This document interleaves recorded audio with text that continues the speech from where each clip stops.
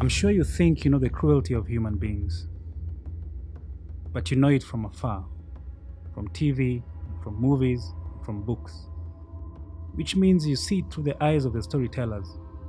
and storytellers will mostly unveil a side of cruelty that they can comprehend, a side that isn't too far from what they know.